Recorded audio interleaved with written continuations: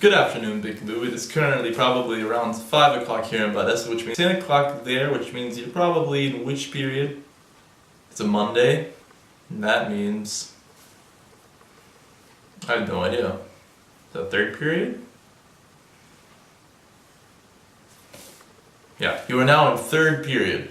But anyways, this is the first time I made you a video inside my own house. I've actually made several videos for you inside my own house, but I've never edited them because I'm not lazy. Finding the task of prioritizing my time very odd at the moment as I'm trying to play piano, train for a marathon. I want to run a marathon. Learn German and then learn enough English at the same time so I don't have to repeat the 11th year, which I may have to do, Jake. I may have to graduate a year after everyone else, but I really don't know for sure. It just kind of depends on everything that happens and the way things go. And honestly, it's easy to repeat the year, but of course I don't want to have that. I want to finish in 2015 like I've been planning for the past 5 years. And so I'm kind of in stress here, as you can imagine. It's just, I'm at this point where I'm getting further and further in the year and I don't see my German skills improving that much. And so I'm just getting worried that I'll never become fluent in this language. Many people tell me already, like, you are fluent, Ryan. I'm like, I know I'm not fluent. And then I got to the point where I'm realizing that the definition of fluency is different from person to person.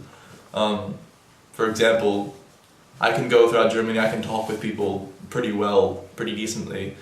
Could I read Faust? No. Will I ever be able to read Faust? Maybe. Not for a while. I don't know, I kind of had this idea that by the end of the year I'd be a fully functioning German person in society and that I'd be able to understand everything. January, at least, I'd have a pretty decent grasp on this whole thing. Where I've come from, and I know I've come a long way, but I just know that I have such a long way to go, and that can be really frustrating at the same time when I realize I'm not receiving all the German that I could be receiving at the same time where I'm not receiving the same English education. So I just feel really stupid. Plus there's something about being in a class surrounded by people who think you don't know anything because you can't do the language. That can hurt too. Yeah, I'm constantly patronizing this class, and it's wonderful when I talk to little kids, because then I can talk to little kids as if they're 10-year-olds, and it's one of the few times of the day when I'm not talked to as if I'm a 10-year-old, because I'm not a 10-year-old and I don't want to be a 10-year-old.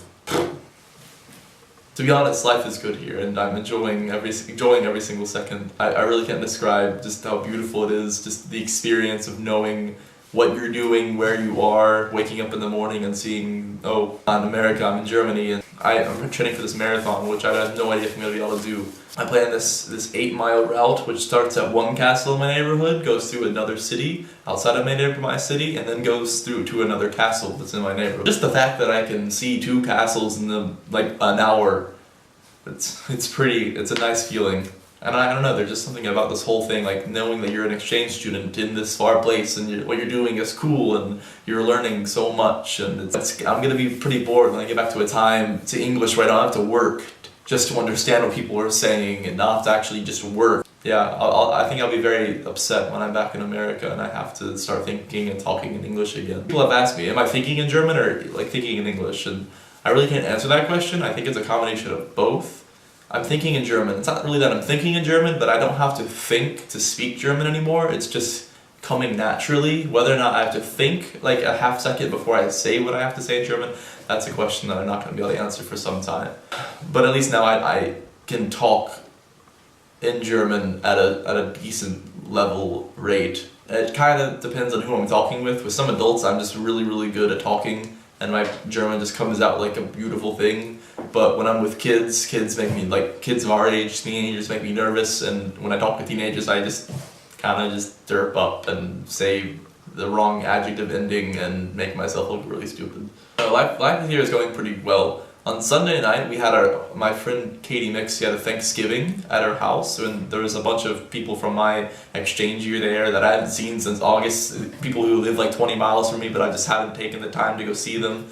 And it was just a wonderful night, all of us like sharing our stories in English, because, you know, it's just one of the few times that you get where you can actually speak in your own language and you can talk fluently. You don't have to think, you don't have to try to describe something or like use your hands if you're searching for a word. Nothing I've realized during the exchange year, I've been using my hands just an exuberant amount, trying to find the words that I'm speaking or make hand gestures to try to describe what I'm trying to talk about, like certain verbs. So I'm going to try to keep my hands at my side or in my lap. I don't know where they should be.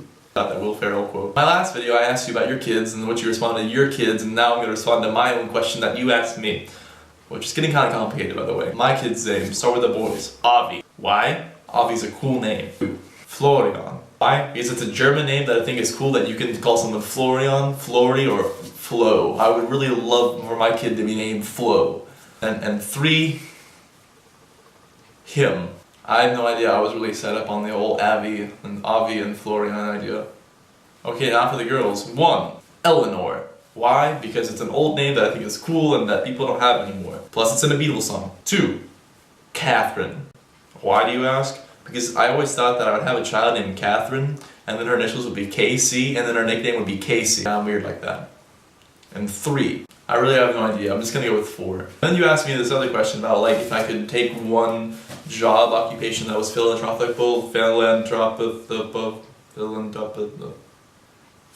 this word here. If I had all the wife and the kids and the everything all like just locked up, what would I be? How do you define this word here? I could lean in 2 directions. I think my one job that I would want that isn't really so much of this word, but it's just something that I think would make people happy, is that I would want to buy 30 like instruments, like orchestral instruments, and then go to a major city in the middle of the street where you can play instruments and set up these 30 instruments, and then just go there, start playing piano, and then if people just wanted to like walk up and start playing music with me, then we just play music, and I just always be there, just always just playing piano. If anyone wanted to come in and join along, if they knew a little bit of music, maybe if they didn't, it didn't really matter, we'd all just play together. And I don't know why, that'd make me happy, that'd make other people happy too. So yeah, I really don't know if that fits your definitions of philanthropy, but I just thought that'd be a cool thing to do that maybe would make people happy and affect people in a very small but musical way. Jake, I hope things are going pretty well for you.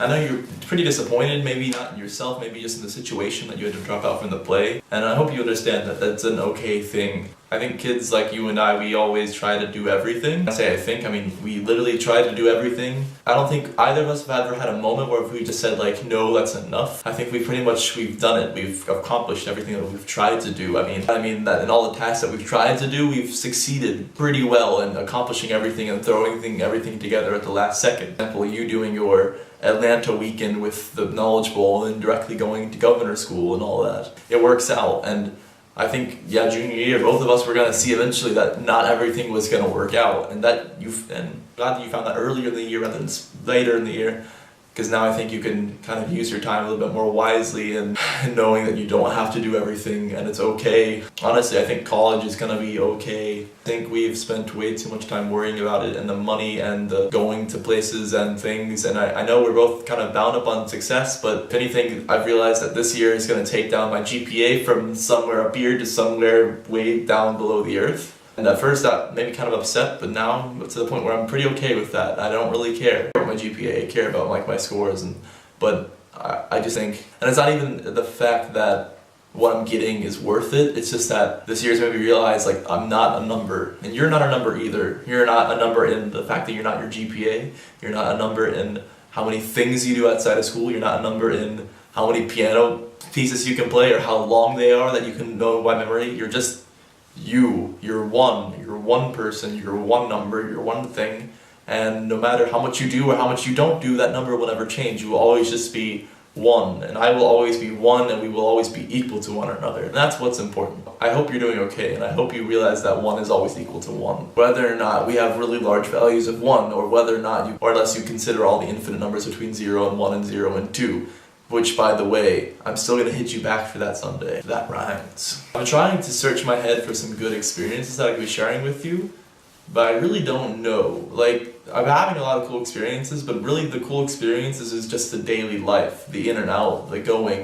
going away. And I'm going to be having a Thanksgiving this week, and that means that I'll be cooking just a lot by myself, and I'm gonna be using a lot of metric translations from metric conversions from. Did you know that 1 tablespoon is about 14.5 milliliters? Yeah, it's gonna be kind of difficult because all my recipes are off English. But still, it's gonna be fun. I'm having people over, and we're gonna eat some food, and I'm gonna teach Germans what it really means to be gluttonous.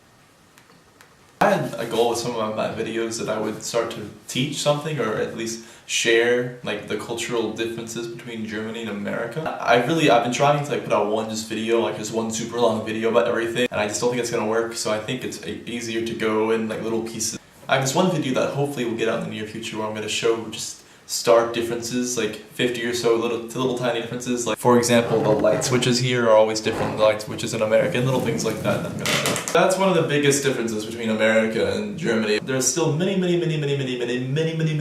more differences. Differences that don't run in the system or in the government, but that run in just the people themselves. And those are things that I still really can't answer, and that I'm still trying to formulate in my head what it is. Because if I make any kind of absolute answer too soon, it's just going to influence my opinion for the entire year. I'm slowly building up my ideas about the people here and the country here. I would definitely say that I love it here. I love the people, I love the country. It's a beautiful place, and the nature here is wonderful, and the people here, they know that it's wonderful and it's beautiful. And America is also a really beautiful country. You have everything in America.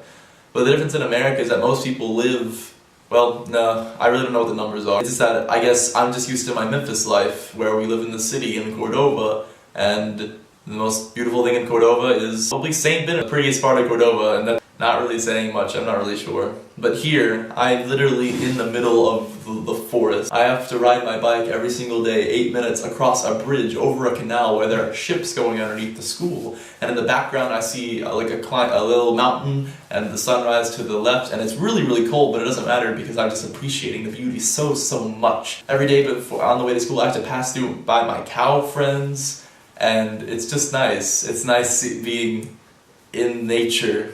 The other night we had a horror movie night. We watched The Strangers, which isn't really that horrible of a horror movie, but I would recommend seeing it just because it's sick. It's not hilarious what the people do in the movie, but it's kind of ridiculous how long they don't kill the people. Just watch the movie if you haven't seen it already. It's really a waste of an hour and a half, but still, it's entertaining. And then after this horror movie, we rode our bikes just into the direction of darkness, and we went to the grave, the cemetery from this castle, where the people from this castle, the family has been buried there consecutively for like 600 years or something. And we went to the cemetery, and it was dark and it was scary, and it was really fun though. But just the fact that I could do that, the fact that I could just walk outside and be there, and I could see the stars, so many stars in Germany, or at least so many stars in where I am now. That's the thing I always have to do, is I always have to stop myself from making comparisons between America and Germany, because I can't make a comparison between America and Germany. I'm not that familiar with America, I'm just familiar with my house and my home and everything. And I'm not that familiar with Germany, I'm just familiar with little Bad Essen. And we really can't, like, people are gonna ask me when I'm home, like, what's Germany like? And I'm gonna say, I have no idea. But I can tell you about Bad Essen. Same way here people ask me, what's America like? And I have no idea. I can tell you a lot about the South. And that's all I can say. Not even the South, smaller than that. Perspective's pretty weak. Our perspective's pretty small. That's what really matters. I don't think that the big perspectives are important, but I like seeing the small day-to-day basis, the no names, no people. Anyways, Jake, that's my week, that's my life. How's yours? And I will see you on probably somewhere around June 20th. Let's do that, okay? June 20th is that date. Alright, I love you. Bye.